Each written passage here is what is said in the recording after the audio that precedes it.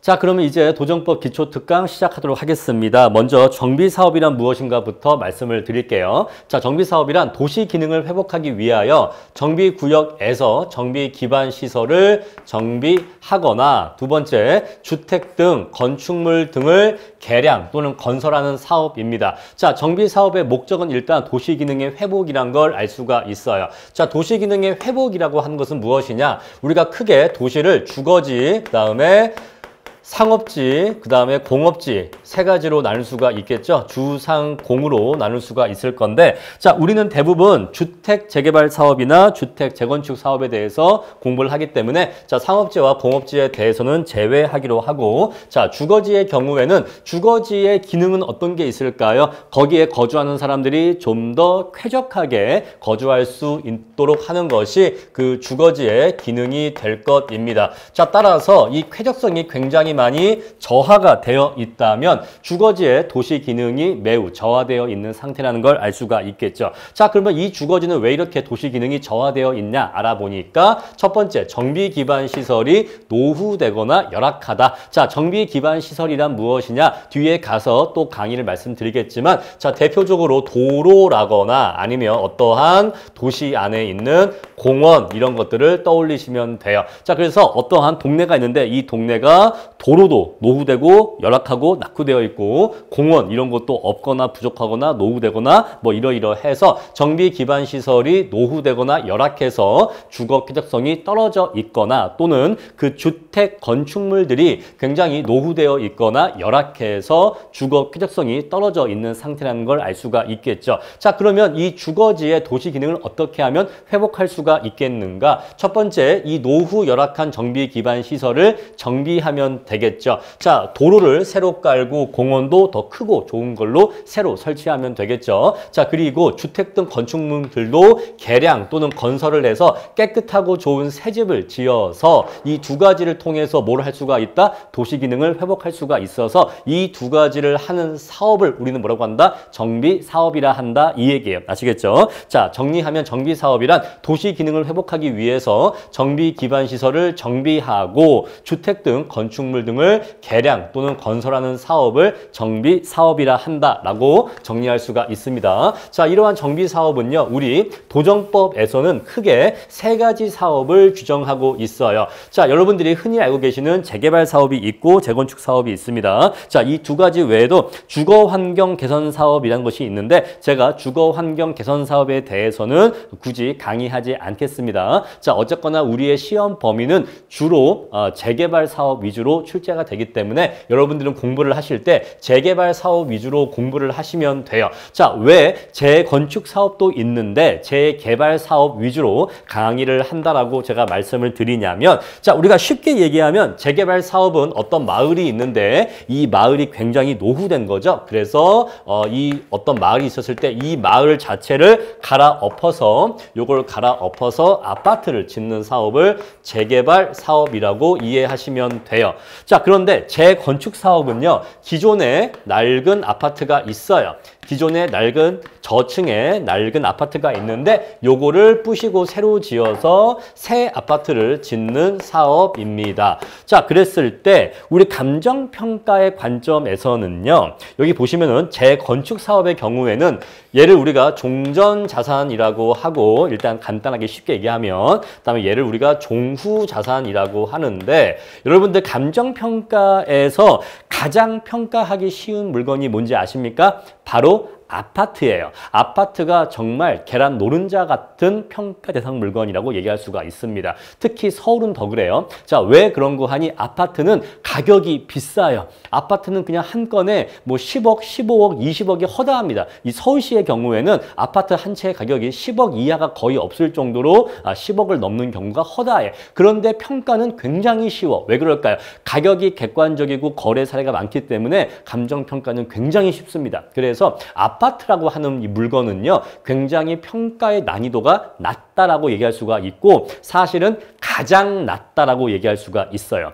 빌라라든가 빌라, 다세대, 주거용 오피스텔 이런 것보다 아파트는 더 쉽습니다. 왜냐하면 아파트보다 빌라, 다세대, 주거용 오피스텔은 거래가 좀 더 적고 가격이 조금 더 객관적이거나 명확하지를 못해요. 그래서 평가의 난이도가 토지 건물이 있고, 자, 얘는 토지 건물이에요.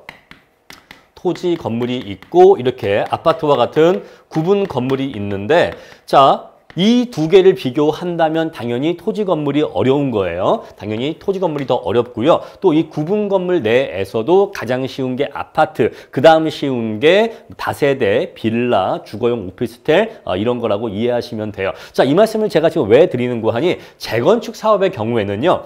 헌 아파트를 부셔서 새 아파트를 짓는 거예요. 기본적으로 그렇습니다. 따라서 재건축은요. 평가의 난이도가 굉장히 쉽다는 얘기예요. 왜냐하면 아파트 평가야. 이거 어렵지 않단 말입니다. 아시겠죠? 그런데 재개발은요. 헌 마을을 부신 다음에 갈아엎은 다음에 이 마을에다가 아파트를 짓는 거예요. 근데 종전자산 평가 대상이 뭡니까? 바로 토지와 건물이야. 근데 어떤 마을 안에는 굉장히 다종다양한 유형의 부동산들이 이 안에 들어가 있을 수가 있어요. 자, 이 안에는 이렇게 토지 건물도 있을 수 있지만 구분 건물도 있을 수 있고 또 이 안에는 국공유지도 있을 수 있고 또 이 국공유지도 어떠한 사람이 점유하고 있는 국공유지냐 점유하고 있지 않은 국공유지냐 등등도 있을 수 있고 또 앤드 정비 기반 시설도 많이 포함이 됩니다. 그래서 재개발 사업에서 종전자산의 평가는 종합 선물 세트예요. 이 안에 굉장히 많은 유형의 평가 대상 물건이 같이 이렇게 섞여 있기 때문에 종합 세트이기 때문에 우리 시험 문제로 내기에는 당연히 재개발 사업이 좋을 수밖에 없어요. 그래서 제가 앞에서 첫 시간에 재건축 사업과 관련해서 우리 실무와 이론에서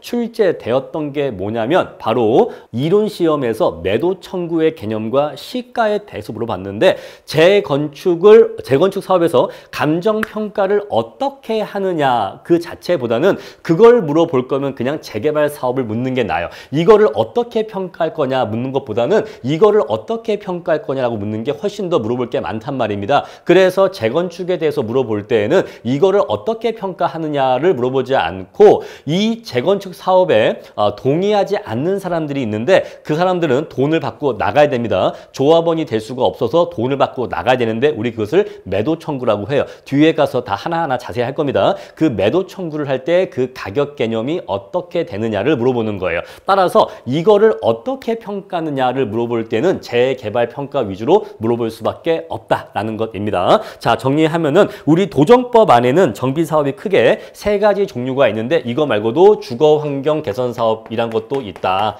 근데 이것은 우리 시험에 출제가 거의 안 된다고 보기 때문에 요거는 강의를 애초에 하지 않을 거고 나머지 두 가지 재개발 사업이 있고 재건축 사업이 있는데 이 둘 중에는 재개발 사업의 한 90% 정도의 비중을 공부를 하시고 재건축의 10%를 투자하시면 된다. 아니면 85대 15 정도로 이해하시면 된다. 왜 이렇게 비중이 재개발 사업에 쏠리냐면 재개발 사업이 굉장히 논점이 많이 숨어 있기 때문이다. 아시겠죠? 자, 토지를 평가할 때 논점이 많은 거지 아파트를 평가할 때는 별로 논점이 없는 겁니다. 아시겠죠? 자, 그래서 앞으로 제가 강의를 할 때는 재개발 위주로 강의를 하겠다. 일단 그 말씀 드리고요. 자, 그러면 수업을 어떻게 진행할 거냐? 자, 재개발 위주로 강의를 하다가 그런 다음에 중간중간에 그런데 재건축 사업이라면 이 부분에 뭐 이런 게 추가됩니다. 재건축 사업이라면 이 부분이 이렇게 달라집니다. 이런 식으로 강의를 할 거예요. 아시겠죠? 자, 메인 뼈대는 당연히 재개발 사업을 전제로 해서 강의를 하다가 중간중간에 그런데 재건축 사업이라면 요 단계에서 이런 게 추가됩니다. 그런데 재건축 사업이라면 요거를 요렇게 좀 다르게 합니다. 그렇게 강의를 하겠다라는 거 말씀드릴게요. 자, 일단 이 두 가지를 비교를 하면요. 재개발 사업은요. 정비 기반 시설 자체가 열악한 상태입니다. 자, 재건축 사업은 정비 기반 시설 자체는 양호한 상태예요. 따라서 재개발 사업은요. 동네 자체가 노후된 거고요. 재건축 사업은 동네 자체는 괜찮은 상태라고 있다라고 보시면 돼요. 자, 여러분들이 대치동에 음마 아파트 떠올리시면요. 대치동에 음마 아파트 떠올리시면 어때요?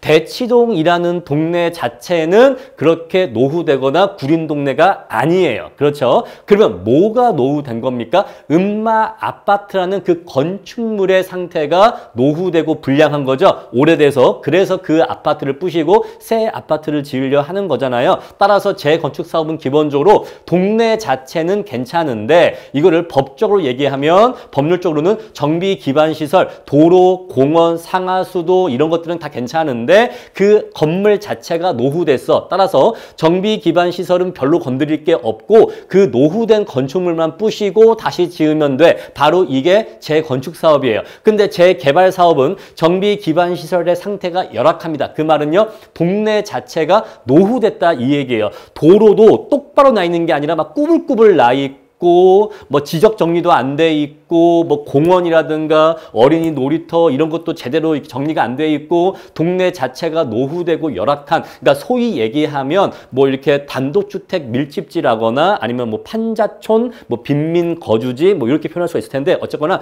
동네 자체가 굉장히 오래된 동네를 얘기한다라고 말씀드릴 수 있겠습니다. 여러분들 신림동에 공부하시면 신림 6동인가 그쪽에 보시면 이 시장 쪽에 굉장히 노후 열악한 단독주택이 많이 모여 있거든요.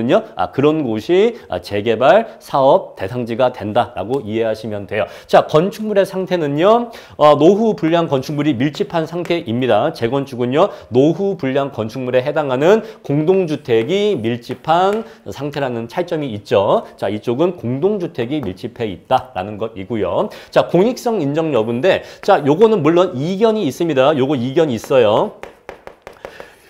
이견이 있는데 첫 번째 일설은 뭐냐면 재개발 사업과 재건축 사업을 구분할 이유가 없다.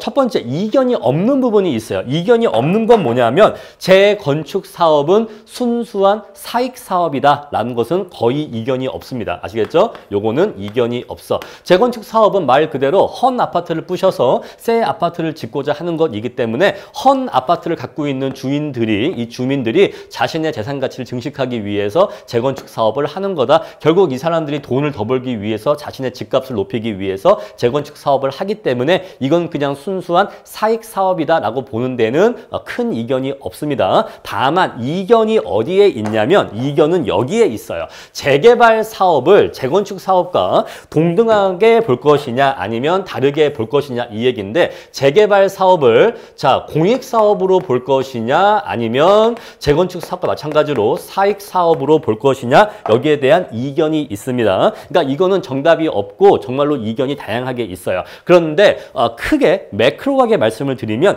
과거에는 이쪽으로 보는 경향이 많았습니다. 그래서 과거에는 재개발 사업은 이꼬르 공익 사업으로 보기도 했었어요. 그런데 최근에 오늘날에 와서는 점차 사익 사업에 가깝게 보는 견해가 많아지고 있습니다. 그런데 그렇다고 해서 견해가 완전히 이쪽으로 다 넘어온 건 아니고 현재는 한 중간 정도에서 좀 애매하게 현재 이렇게 정리가 되고 있는 것 같아요. 따라서 과거에는 이쪽에 밸런스가 있었는데 현재에는 이쪽으로 보는 의견도 많아지고 있다. 자, 왜 그런 거 하니? 먼저 요거부터 말씀을 드릴게요. 자, 재건축 사업은 주민들이 여기 구 아파트, 헌 아파트 소유자 주민들이 자신들의 재산가치 증식을 위해서 재건축 사업을 한다고 해서 사익 사업이라고 보지만 재개발 사업도 결국에는 그 마을 주민들이 자신의 재산가치 증식을 위해서 헌 집을 부시고 새 아파트를 짓는 거기 때문에 결국 이 재개발 사업도 사익 추구를 위한 거다라는 것이 첫 번째 판단 근거라고 주장을 하는 거예요. 물론 그것도 일리가 있습니다. 자, 이 마을 주민들이 자신의 재산 가치에 이익이 없다면 뭐하러 이러한 사업을 하겠습니까? 그래서 재개발 사업도 이러한 측면에서는 재건축 사업과 마찬가지로 사익성이 있다라고 볼 수가 있어요. 그런데 이 재개발 사업은 재건축 사업과 한 가지 차이점이 있잖아요. 어떤 차이점이 있죠? 방금 이거 정비 기반 시설의 상태가 다릅니다. 재건축 사업은요. 동네 자체는 괜찮아요. 정비 기반 시설 자체의 상태는 괜찮단 말입니다. 그런데 재개발 사업은요. 정비 기반 시설 자체가 굉장히 노후되고 열악해요. 따라서 이거는 도시 기능이 이것 때문에 굉장히 많이 저하되어 있단 말입니다. 그래서 재개발 사업을 할 때에는요. 자, 정비 기반 시설을 새로 설치하는 것과 새 집을 짓는 것이 둘 다 필요합니다. 그런데 재건축 사업을 할 때에는 새 집을 짓는 것이 사업의 주된 내용을 이룬단 말이에요. 즉 재개발 사업은 이 정비 기반 시설을 새로 설치하는 그 업무가 상당 부분 비중을 차지한단 말입니다. 그런데 이 정비 기반 시설은 누구 거예요? 이거는 사유지가 아니라 대부분 국공유지입니다. 도로, 공원 이런 것들은 다 국공유지로 만들어지는 정비 기반 시설이기 때문에 자, 재개발 사업을 하려면 이 국공유지로 만들어져 있는 이 정비 기반 시설을 갈아엎어야 되니까 결국 공공이 많이 개입할 수밖에 없어서 그러한 성격에 있어서 재개발 사업은 공익사업이다라고 보는 측면이 있단 말입니다. 각각 이해하시겠습니까? 자, 어쨌거나 우리가 어떤 결론을 양자택일적으로 내릴 필요는 없고 현재는 요 중간 정도에서 결론이 나 있다.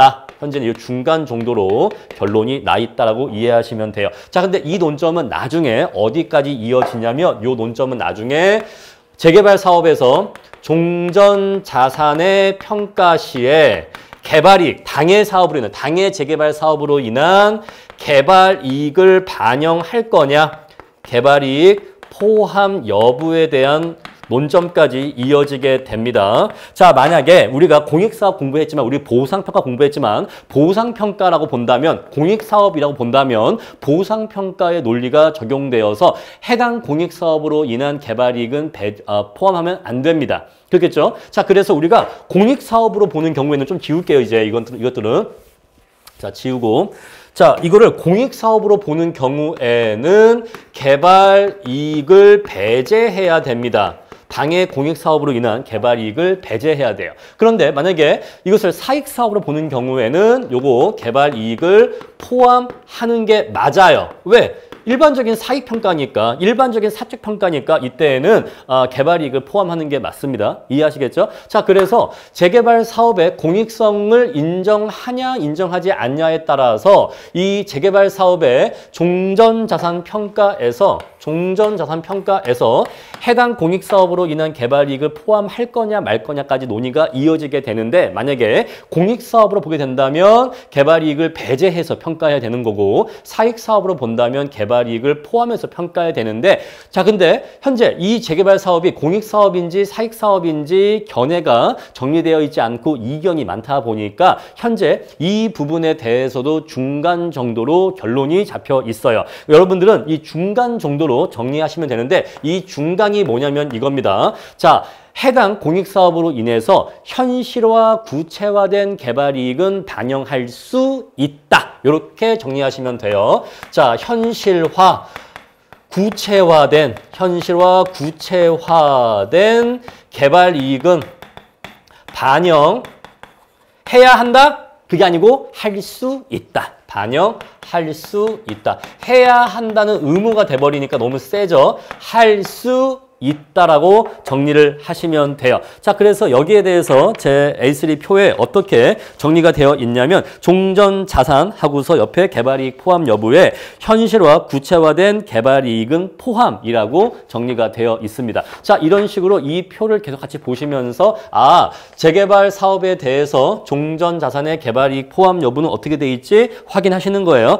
현실화, 구체화된 개발이익은 포함이라고 정리되어 있네. 이렇게 확인하시면서 요 표 내용 계속 같이 보시면 되는 겁니다. 아시겠죠? 자, 그러면 재건축 사업에서는요. 재건축 사업은 당연히 당해 사업으로 인한 개발이익을 포함합니다. 제가 말씀드렸잖아요. 자, 재건축 사업은 그냥 순수한 사익 사업으로 보기 때문에 재건축 사업은 종전자산 평가 시에 당연히 개발이익을 포함하게 되는 겁니다. 아시겠죠? 그러니까 사익사업이면 개발이익을 포함하는 게 아무런 문제가 없어. 그런데 재개발 사업은 공익성이 좀 있지 않아? 이 정비 기반 시설이 굉장히 사업 내용 중에 많이 포함되기 때문에 이것을 갈아엎는 내용이 굉장히 많이 포함되기 때문에 공익성이 강하지 않아? 왜냐하면 도시 기능을 회복해야 된다라고 하는 이 공공의 목적이 크지 않아? 라고 해서 공익성을 인정하는 견해가 과거에 굉장히 많았어요. 최근에는 이쪽으로 많이 넘어오고 있지만 그렇다고 완전히 넘어온 건 아니기 때문에 현재는 이 중간 정도에서 현실화 구체화된 개발 이익은 반영할 수 있다로 정리를 하시면 되는 겁니다. 아시겠죠? 자, 우리 이렇게 해서 어디까지 공부를 했냐면 정비 사업이 무엇인지 말씀을 드렸고 정비 사업은 크게 재개발 사업과 재건축 사업이 있는데 이 두 가지 사업이 어떠한 차이점이 있고 이 차이점에서 이 종전 자산에서 개발 이익 포함 여부가 어떻게 갈리는지까지 논리적 연결고리를 말씀드린 겁니다. 자, 그럼 이제 우리는 재개발 사업 위주로 이하 강의 내용을 계속 이어나가도록 할게요. 자, 재개발 사업이라고 하는 것은 방금 제가 말씀드린 것처럼 결국에는 어떠한 노후 열악한 마을이 있었을 때 이 동네를 갈아엎어서 정비 사업을 통해서 갈아엎어서 깨끗한 새 아파트를 지어 올리는 사업이라고 이해하시면 됩니다. 자, 이게 기본적인 재개발 사업이에요. 자, 어떠한 마을이 있고 이 마을에 제가 이렇게 가운데를 지나는 요 파란색 요거는요 도로를 제가 그린 거예요. 일부러 꾸불꾸불하게 그린 겁니다. 왜냐하면 이 정비 기반 시설이 노후화된 것을 보여주기 위해서 이렇게 옛날에 꾸불꾸불한 도로가 있는 이러한 노후 열악한 동네가 있는데 여기를 싹 다 갈아엎은 다음에 정비 사업을 해서 새 아파트를 지어 올리는 것을 정비 사업, 재개발 사업이라고 이해하시면 된다. 자, 그럼 이제 우리가 이 마을이 재개발 사업이 어떻게 진행되는지 이제 절차 단계별로 하나씩 같이 밟아 나가면서 정비 사업이 어떻게 이루어지는지 그 진행 과정을 볼게요. 자, 이렇게 노후 열악한 동네가 있다고 칩시다. 이 동네는요, 딱 보니까 정비 기반 시설이 열악하고 노후 불량 건축물이 밀집하여서 도시 기능이 많이 저하되어 있구만 이라고 판단되면 관계 기관에서 어떻게 한다? 저 동네를 정비 구역으로 지정을 합니다. 딱 보니까 이 동네는 와, 정비 기반 시설도 엄청 열악하고 노후 불량 건축물도 밀집되어 있어서 도시 기능이 굉장히 저하되어 있구만. 그럼 이 도시 기능을 회복해야겠죠? 이 동네의 도시 기능을 회복해야겠어 라고 하면은 이 동네를 정비구역으로 지정을 하는 거예요. 제가 여기다가 이렇게 해놓은 거는요, 집이 망가졌다, 집이 노후됐다 라는 것을 보여드리려고 제가 이렇게 표시를 한 거예요. 아시겠죠? 자, 이렇게 정비구역을 지정을 합니다. 그러면 정비구역을 지정한다고 하는 것은 이 동네에 정비 사업을 하겠다는 거예요. 하겠다는 거죠. 그러면 이제 여기는 이 동네는 이제 구역은 정비 사업이 이루어질 예정지니까 요 안에서 새로운 건축물을 짓는다거나 토지의 형질 변경을 하는 것을 허락을 해줘야 될까요? 원칙적으로 허락하면 안 될까요? 원칙적으로 허락하면 안 되는 거예요. 왜? 여기는 이제 정비 사업이 이루어질 예정지니까 정비 사업이 이루어질 때까지 가만히 기다리고 있어 하는 상태가 돼야 되지. 나 그럼 이제 새로 건물 지을래. 나 그러면 새집 지을래 라고 해버리면 새 집이 많이 지어져 버리면 정비 사업이 이루어지기 어려워지거든요. 그잖아요. 따라서 하지 마. 자, 정비구역 지정되면 이제 행위 제한이 발생하게 됩니다. 이 동네 정비 사업 할 거거든. 따라서 앞으로 이 구역 내에서 건축물을 새로 짓거나 토지의 형질 변경을 하거나 토지를 분할하거나 여러 가지 항목들이 있는데 그런 것들 하지 마. 그냥 딱 정리해서 행위 제한이 발생하게 됩니다. 아시겠죠? 따라서 정비구역 지정되면 행위 제한 발생한다라고 딱 정리를 하시면 돼요. 행위 제한 발생해서 원칙적으로 이 구역 내에서 건축물의 설치, 토지의 형질 변경 이런 거 하면 안 된다 이 얘기예요. 자, 그러면 이제 정비구역을 지정한 다음에 이제 이 사업을 추진을 해야 되니까 정비구역이 지정되고 나면 조합이란 걸 세워야 되는데 조합이라고 하는 게 한 번에 뿅 세워지는 게 아니라 조합이 세워지기 전에 조합 설립 추진위원회가 구성되고 승인됩니다. 자, 조합을 만들기 위한 추진위원회를 만들어봐 라는 단계가 있고 요 조합 설립 추진위원회가 구성되어서 결국 이제 이것이 조합을 설립하게 하는 거예요. 자, 이제 이렇게 해서 조합이 만들어집니다. 자, 조합이 설립되면요, 이제 이 조합이 정비 사업을 시행하게 돼요. 자, 조합은요, 이제 이 동네를 어떻게 정비 사업을 진행해 나갈지 거기에 대한 사업 시행 계획을 수립해야 됩니다. 이해하시겠죠? 자, 조합이 이 정비 사업의 수행 주체예요. 그래서 이 조합이 그러면 이제 우리는 이 사업을 어떻게 해 나갈까? 어떤 아파트를 지을까? 계획을 세워야 할 거 아니에요. 바로 그게 사업 시행 계획이에요. 그 조합이 이 계획을 세워. 저기요, 우리는요, 우리 마을을요, 이렇게 바꾸고 싶어요. 이런 아파트를 짓고 싶어요. 이렇게 계획을 짜. 우리 그 계획을 뭐라 한다? 사업 시행 계획이라 한다. 이 얘기예요. 사업을 이렇게 시행하겠다는 계획을 수립을 해요. 그럼 계획을 세웠죠. 그러면 이제 이 계획을 관할 관청에 제출을 해서 인가를 받아야 됩니다.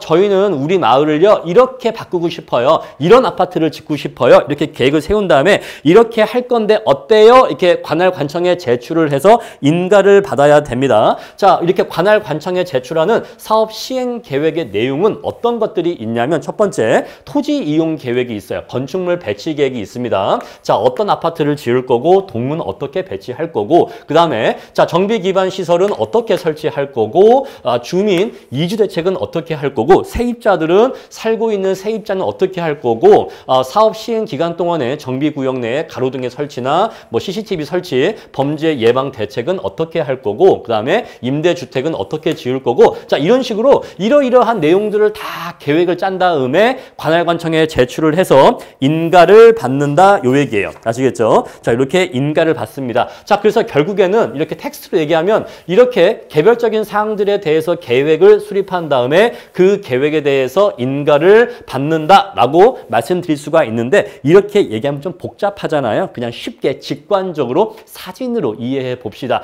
자, 우리 동네는요, 이렇게 사업을 진행하고 싶습니다. 우리는 나중에 이런 아파트가 우리 동네에 지어졌으면 좋겠어요. 요렇게 계획을 짠단 말입니다. 자, 요렇게 계획을 짜서 우리는 이러한 아파트를 짓고 싶어요. 이렇게 사업을 추진하고 싶어요. 그러한 계획을 짠다는 얘기죠. 그러한 계획을 짜서 사업 시행 계획을 짜서 관할 관청에 인가를 받게 된다라는 것 이해요. 그래, 알았어. 내가 보니까 뭐 이러이러해서 괜찮네. 그러면 니네가 짠 계획대로 한번 사업을 추진해봐 라고 해서 인가를 내줘요. 자, 조합이 제출한 계획을 받아보고서 관할 관청이 심사를 해보니까 좋아, 괜찮아, 오케이. 그러면 이대로 한번 이 계획대로 한번 사업을 진행해봐 라고 허락을 내주는데 우리 그것을 인가라고 한다 이 얘기예요. 따라서 사업 시행 계획에 인가가 나게 됩니다. 자, 사업 시행 계획에 인가가 나게 되면 니네가 계획에서 이것들을 이렇게 해서 이렇게 새 아파트를 짓는다고 했으니까 요 계획대로 한번 추진해봐 라고 인가가 나온다고 했죠. 자, 그럼 이제 그 다음 단계로 분양 신청을 받게 되는데 여러분들이 오해하시면 안 돼요. 자, 여기에서의 분양 신청은 조합원에 대한 분양 신청입니다. 조합원. 자, 일반 분양이 있고 조합원 분양이 있는데 지금 이 단계에서 이루어지는 분양은 조합원 분양이에요. 자, 만약에 여기 조합원이 300명이 있다라고 쳐볼게요. 자, 조합원이 300명이 있어. 그런데 새 아파트는 몇 개가 지어지냐면 새 아파트는 500개가 지어진다고 할게요. 새 아파트는 500개가 지어진다. 근데 조합원 중에서는요. 나 조합원 분양 신청할래. 나 내 헌집을 내놓고 새 집을 받을래. 이렇게 신청하는 사람이 있고 뭘 신청한 거죠? 분양 신청한 사람이 있고 아니야. 나는 내 집을 내놓을 수가 없으니까 나는 이 새 집 받지 않을 거고 난 그냥 이거 현금 청산받고 나갈래 라는 사람이 있어요. 따라서 분양 신청을 하는 사람이 있고 분양 신청을 하지 않는 사람이 있죠. 물론 조금 더 뒤에 가서 세부적으로 들어가면 분양 신청을 할 수 없는 사람도 있습니다. 하지만 그런 것들은 뒤에 가서 따지기로 하고 일단은 개략적으로만 얘기를 하면은 자, 이렇게 나눌 수가 있어요. 분양 신청을 하는 사람이 있고 분양 신청을 하지 않는 사람이 있다. 만약에 300명 중에서 250명이 분양 신청을 하고 나머지 50명은 분양 신청을 하지 않았다라고 볼게요. 아시겠죠? 자, 일단은 간단하게만 굵직굵직하게 주요 개념 위주로 설명드릴게요. 자, 그러면 이제 이 50명은 새 아파트 받을 수 있어요? 없어요? 못 받아요. 자신들이 안 받는다고 분양 신청 안 했잖아요. 새 아파트 받고 싶었으면 분양 신청해야죠. 하지만 안 했잖아. 그러면 이 사람들은 어떻게 할까요? 이 사람들이 갖고 있는 집은 어떻게 될까요? 그냥 강제로 뺏을까요? 공짜로? 그렇지 않죠. 돈을 줘서 내보내야 되죠. 우리 그것을 현금 청산이라고 해요. 이 사람들은 현금 청산 받게 되는 겁니다. 현금 청산 받게 돼요. 그럼 나머지 250명은 어떻게 됩니까? 나머지 250명은 새 아파트를 분양받게 됩니다. 아시겠죠? 분양받게 돼요. 자, 새 아파트 500개 좀 숫자를 바꿀게요. 400개를 바꿀게요. 자, 그런데 새 아파트는 몇 개가 지어져요? 400개가 지어지는데 조합원 분양이 250개가 이루어지면 남는 집이 몇 개죠? 150개가 남습니다. 따라서 이 400개는요. 250 플러스 150으로 나누어지게 되는데 요 250은 뭘까요? 바로 이거는 조합원 분양분이에요. 조합원 분양분이고 나머지 이 150개가 바로 얘가 일반 분양분이 되는 겁니다. 이해하시겠죠? 자, 그래서 사업시행 계획 인가가 나면 자, 우리 사업시행 계획 인가 안에 우리 동네는 이런 아파트를 지을 거예요 라는 계획이 있다고 했습니까? 네, 있다고 했죠. 자, 84제곱짜리는 몇 홀을 지을 거고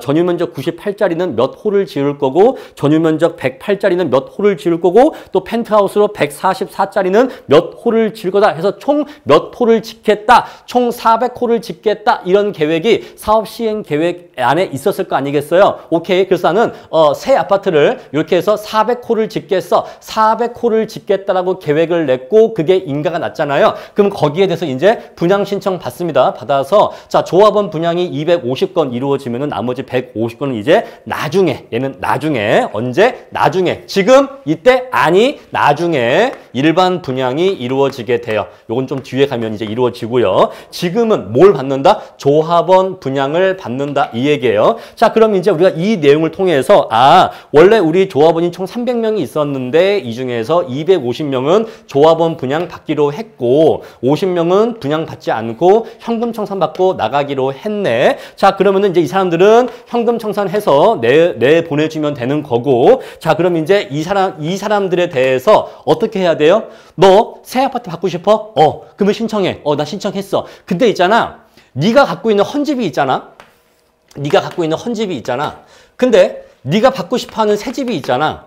요 가격과 요 가격이 똑같겠습니까? 똑같지가 않겠습니까? 여러분들 생각에는 굉장히 노후 열악한 동네에 굉장히 노후 열악한 이 헌집이 있어. 요거의 가격과 깨끗하게 새로 지은 새 아파트가 있어. 둘 중에 뭐가 비쌀까요?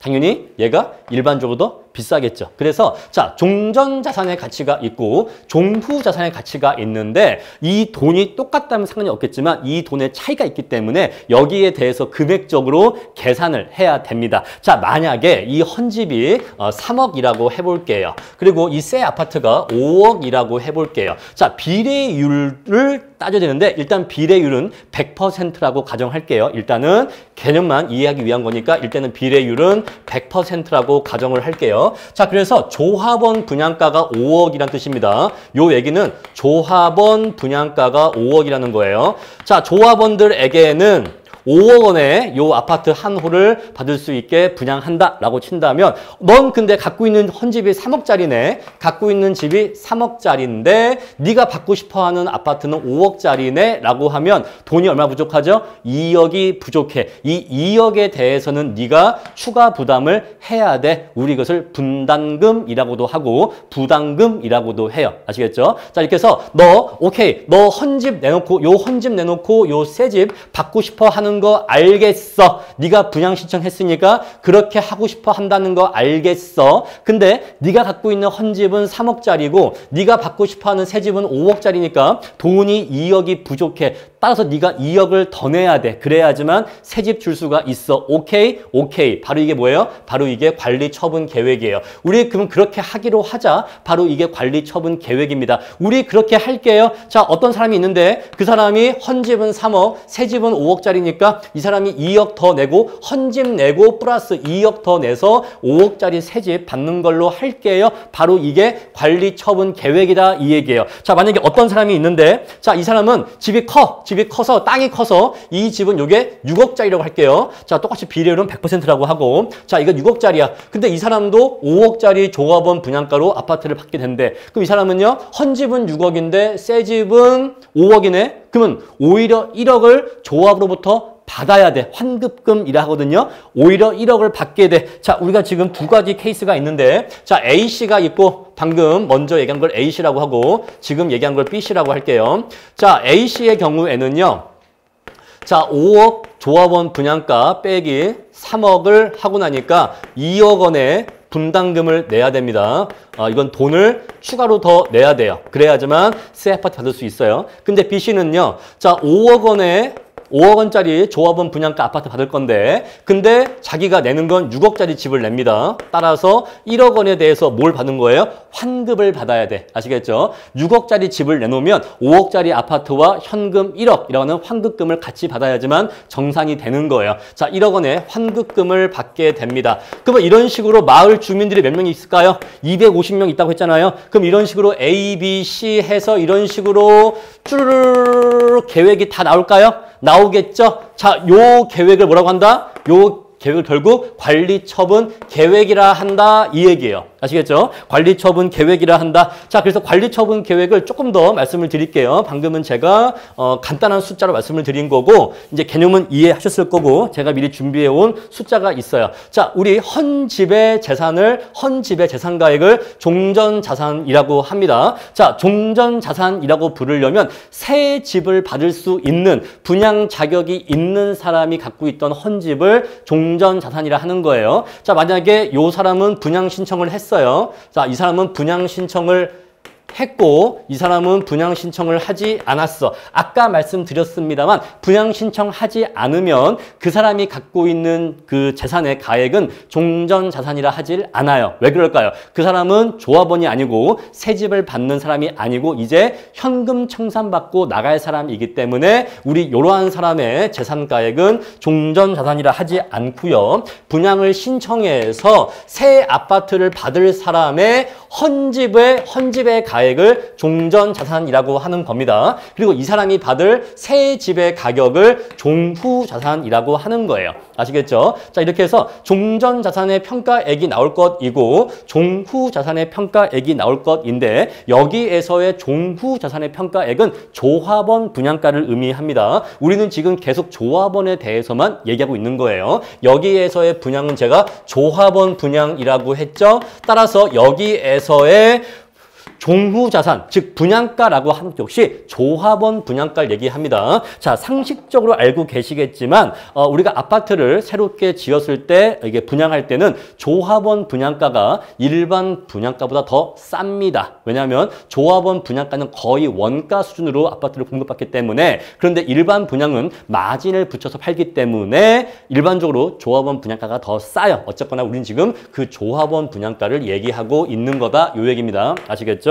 자, 그렇게 해서 이제 평가를 해보니까 어떻게 평가가 나왔냐면 자, 종후자산 조합원 분양가가 5억이 나왔다고 할게요. 그리고 자, 이 종전자산 가액은 아까 똑같이 3억이 나왔다고 할게요. 근데 아까는 제가 설명의 편의성을 위해서 그냥 비례율을 100%라고 했는데 자, 비례율이 뭔지는 뒤에 가서 또 말씀드릴 건데 이 재개발 사업의 사업성을 나타내는 지표라고 이해하시면 돼요. 따라서 사업성이 좋을수록 비례율은 100%에서 위로 올라가고 사업성이 안 좋을수록 이 비례율은 내려간다. 이렇게 이해하시면 되는데 일반적으로 뭐 0.9에서 1.1 사이 정도로 이해하시면 되는데 어쨌거나 본건은 0.9라고 얘기를 할게요. 아시겠죠? 자, 그래서 우리가 진정한 정확한 분담금을 구하려면요.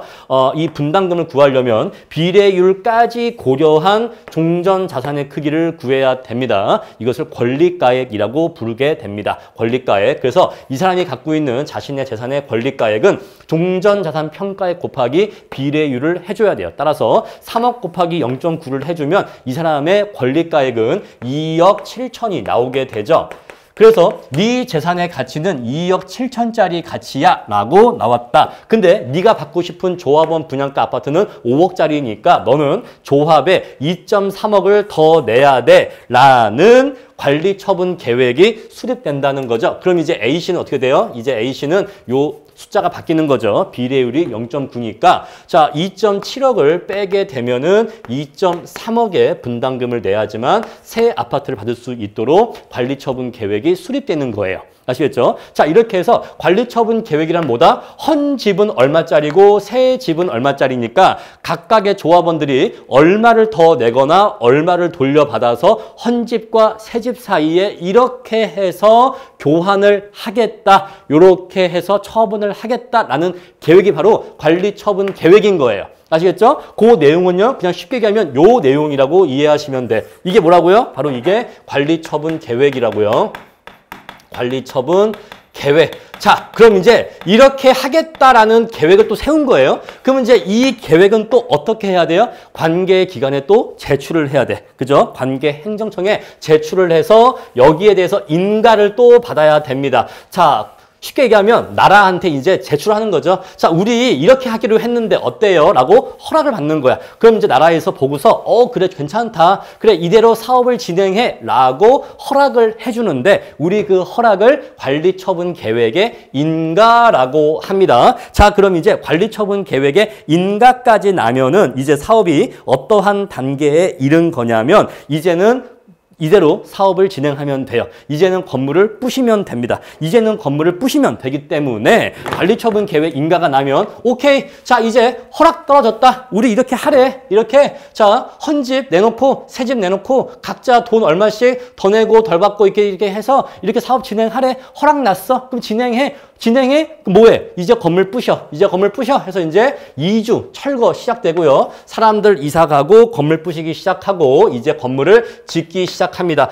그런데 분양이 한 번 더 나왔네. 요 분양 뭐예요? 요 분양은 일반 분양이에요. 자, 아까 150개 호가 남았잖아요. 그 150개 호는 일반인, 조합원이 아닌 일반인을 대상으로 해서 일반 분양을 합니다. 이렇게 해서 이제 분양을 하고요. 그다음에 이제 건물을 짓고 이전 고시 하는데 여기에서의 이전 고시란 무엇이다? 이전 고시란 자, A씨의 소유권이 종전의 헌집에서 새 집으로 이전되었다라는 것을 법률적, 행정적으로 정리하는 절차예요. 아시겠죠? A씨는 원래 과거에 헌집의 주인이었는데 이제는 이 재산권이 새 집에 대한 재산권으로 옮겨졌다. 이제 요거는 없어지고 여기에 있었던 재산권이 일로 넘어왔다. 이렇게 딱 정리하는 절차를 얘기합니다. 우리 시험에서 중요한 내용은 아니고요. 그런 다음에 이제 청산하고 조합을 해산하게 돼요. 이해하시겠죠? 자, 그런데 우리 이 단계에서 현금 청산 평가가 이루어지게 됩니다. 자, 아까 말씀드렸습니다만 분양 신청을 하지 않은 사람들이 있잖아요.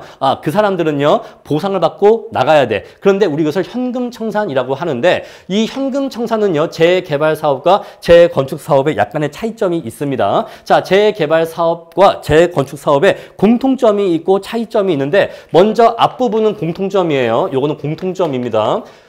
자, 먼저 협의를 한다는 건 공통적이야. 아시겠죠? 자, 얼마에 협의하든 그거는 조합과 현금 청산 대상자 간에 협의할 사항입니다. 어쨌거나 일단 민주적으로 너희 둘이 알아서 협상을 해봐. 해서 자, 재개발이나 재건축이나 일단은 현금 청산 대상자와 얼마를 줘야 나갈지, 얼마를 주면 될지에 대해서 양자 간에 협의를 해보는 건 공통적이야. 그런데 협의가 성립이 안 됐어. 그럼 이제 법대로 갈 수밖에 없겠죠. 그죠? 처음에 말로 해서 안 되면 이제 법으로 넘어갈 수밖에 없어요. 자, 그랬을 때 이제 요 부분은 이제 차이점인데, 얘는 차이점인데 재개발 사업의 경우에는 앞에서 사업의 공익성이 인정되는 성격이 있다고 했잖아요. 그래서 우리 도정법에서는 재개발 사업의 경우에는 협의가 되지 않으면 사업 시행자가 조합이죠. 조합인 사업 시행자가 이 현금 청산 대상자의 재산에 대해서 강제 수용을 할 수가 있습니다. 왜냐하면 공익사업 성격이 인정되기 때문에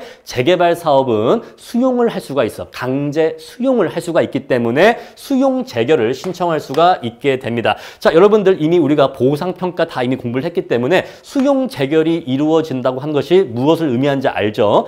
보상평가가 이루어진다는 얘기예요. 따라서 자, 먼저 수용 재결이 이루어지고 자, 수용 재결에서도 만약에 불복하는 경우에는 또 이제 이후에 이의 재결이 이루어질 것이고 이의 재결에도 불복하는 경우에는 이제 여기에 대해서 행정소송이 이루어지게 될 겁니다. 이해하시겠죠? 자, 바로 그 법무법인들이 요 단계에서 돈을 버는 거고요. 어쨌거나 재개발 사업은 중요한 포인트, 재건축 사업과 구분되는 중요한 포인트 뭐가 있다? 재개발 사업은 공익사업 성격이 인정되는 부분이 있다. 그래서 도정법에서는 재개발 사업의 경우에는 현금 청산 협의가 성립하지 아니하면 수용 재결을 할 수 있다라고 규정하고 있다. 수용 재결을 할 수 있다고 규정한다고 하는 것은 수용권, 강제 수용권을, 공용 수용권을 사업 시행자에게 인정하고 있는 것이다 이 얘기예요. 그래서 강제로 수용할 수가 있다 이 얘기에 따라서 이때의 평가는 우리가 앞에서 공부한 보상평가의 내용대로 평가하면 되는 거예요. 자, 그럼 이제 여기에서 논점이 또 한 가지가 파생되는 거죠. 자, 어떤 사람이 있었습니다. 자, 마을 주민이 있었어요. 이렇게 일단에 마을 주민이 있었는데 이 마을 주민 중에 일부는 누구는 조합원이 되고 누구는 현금 청산 대상자가 됩니다. 그렇죠? 자, 이 사업에 동참할 거냐, 동참하지 않을 거냐 등등에 따라서 조합원이 되는 마을 주민이 있고 현금 청산자가 되는 마을 주민이 있어요. 또는요, 원래 본인은 조합원인데 조합원일 수도 있는데 스스로 조합원의 권리를 포기하고 현금 청산 대상자가 되기로 선택할 수도 있습니다. 이해하시겠죠? 자, 만약에 A씨가 있는데 자, 이 A씨 그냥 값이다, 값이. 자, 값이가 있는데 이 값이는 원래 조합원이었습니다. 자, 원래 조합원이었어. 그래서 제가 왜 A를 왜 썼지? 값인데? 자, 그래서 이 값이는 원래 조합원이었습니다. 그래서 이 값이 재산에 대해서 종전자산 평가를 받았어요. 얼마가 나왔겠죠. 그런데 값이가 이게 마음에 안 들어. 마음에 안 들어서 나 이거 이 사업에 동참하지 않을래 라고 해서 스스로 조합원의 지위를 포기하고 현금 청산 대상자가 됐다고 할게요. 그러면은 이 값이가 갖고 있는 재산에 대해서 이제 현금 청산 평가가 이루어질 것인데 여기에 대해서는 이제 보상 평가가 이루어지잖아요. 그래서 이때는 보상 평가가 이루어지게 됩니다. 그럼 또 얼마가 나오겠죠. 자, 그랬을 때 퀴즈. 자, 이 종전자산 평가액과 보상 평가액은 같을까요? 다를까요? 다릅니다. 물론 우연의 일치로 같을지도 모르겠지만 원칙적으로 달라요. 그럼 왜 다르냐? 왜냐하면 종전자산의 평가 기준과 보상평가의 평가 기준이 상이하기 때문이죠. 자, 그러면 이 두 가지가 어떻게 다르냐? 자, 우리 표를 보시면은 맨 첫 번째 종전자산 평가 기준 나와 있죠. 쭉 나와 있고요. 그 옆에 줄에 현금 청산 나와 있고 왼쪽에 재개발 나와 있잖아요. 왼쪽은 재개발, 오른쪽 재건축이거든요. 매도 청구 따라서 자, 이 두 줄을 비교하시면 종전자산의 평가 기준과 현금 청산, 재개발에서의 현금 청산의 보상평가의 평가 기준과 어떻게 다른지를 비교하실 수가 있는 거예요. 아시겠죠? 자, 요 내용이 뒷면까지 이어지니까 이렇게 해서 종전자산 평가 기준과 보상평가가 어떻게 다른지 비교하시면서 쓰시면 되고 요 문제가 출제가 매우 유력한 논점입니다. 아시겠죠? 자, 그래서 왜 똑같은 사람인데 왜 이 똑같은 사람이 똑같은 집, 똑같은 재산권을 갖고 있는데 이 사람이 조합원으로서 자신의 재산에 대해서